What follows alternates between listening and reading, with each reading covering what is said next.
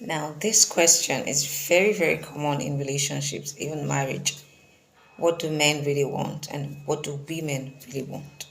A lot of people really ask themselves these questions, especially when they just come out from a broken relationship.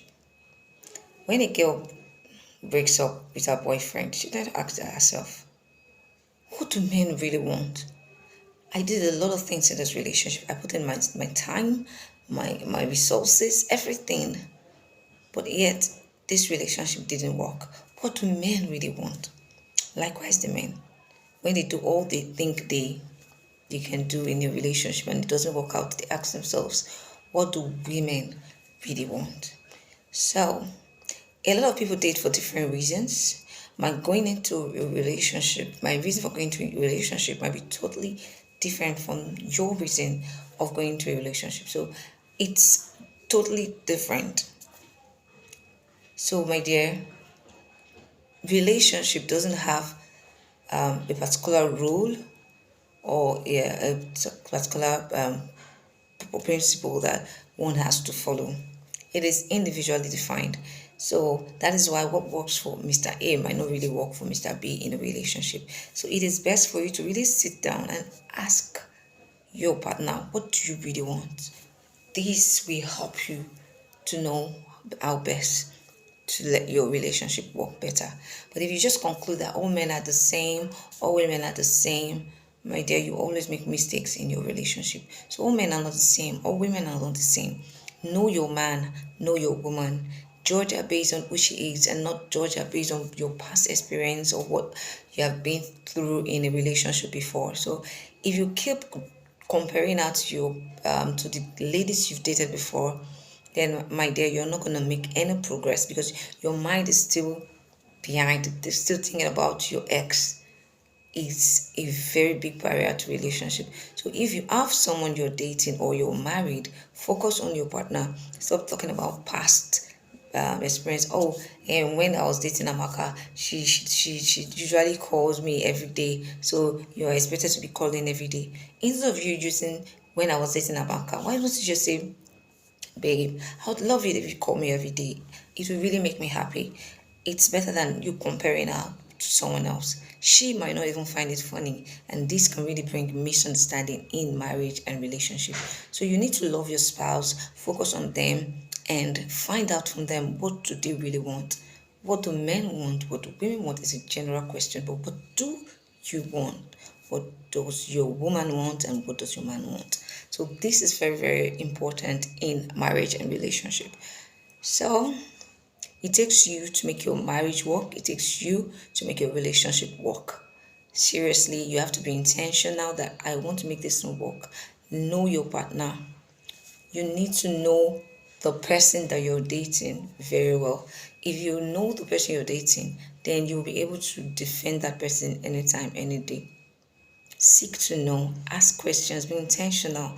Babe, why did you do it like this? Why did you do it like that? Don't assume things. Find out why they did what they did.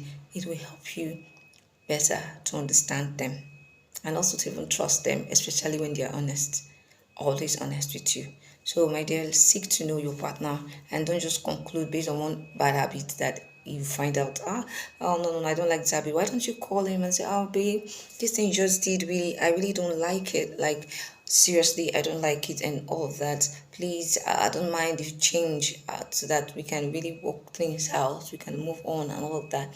But if you just keep things to yourself and just have this resentment in your heart, you're nursing this hatred in your heart that, oh, no, no, no, this guy has a bad attitude. And one day you're just thinking of that day and you're just thinking of that day that you will retaliate to just do something bad to him. No, communication is very important in a relationship. You have to say your mind. You have to say, okay, babe, this is it, this is that. Stop assuming it. Assumption kills very, very, very fast. So if you really love your partner, don't assume and don't just run away because you feel like, oh, he has done this, he has done that. Nobody is perfect. Perfection is is you seeing that person has been seeing all the imperfections of the person and still working with that person, making all of those things perfect.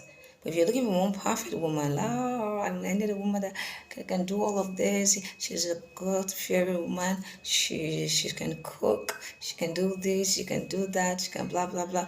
If you're looking for all of that qualities in one person, my dear, it's gonna be very hard, like seriously. So you need to accept the fact that nobody's perfect. That once you see that, okay, I can actually work with this one, I can work with that one, this attitude of it. It's all about adjusting. It's all about adjusting to what the character or the personality of that person, if you really want to be with that person. That they said change is constant, so there are things that you can also just change because of your partner. Okay, my husband or my boyfriend doesn't like me doing this thing, doesn't like me coming back late. I love to go back late.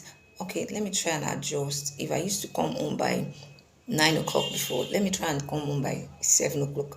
At least you've made progress. From there, you just find out that you have started coming home early. This will make the marriage and relationship work better, because you have to adjust for peace to reign. Peace is very, very important in your marriage and relationship. If there is no peace, my dear, even to come back home from work will be very, very difficult. In fact, when it's closing time, you are thinking like, oh God, how will I go home and meet this annoying woman? Oh God, how will I go home and meet this annoying man? So don't make your partner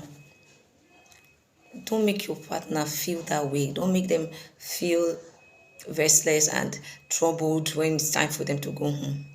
Make them feel excited. Oh my God, I can't wait to meet my wife. I can't wait to meet my husband. Make them feel really comfortable at home. Another thing is, don't live like strangers when you're home. Don't live like you're strangers. I don't understand. You're married, for crying out loud. The Bible says two shall become one. That means when you're married, you are two in one. So if you're always avoiding the other person, that means you're neglecting a part of you. And it is not good. You need to work together like this to make things really, really work in the marriage, and to also bring up your children as well.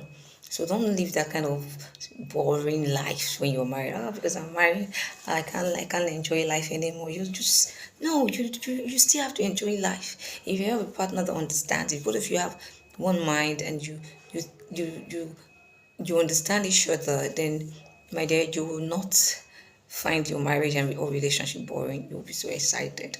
Anyways,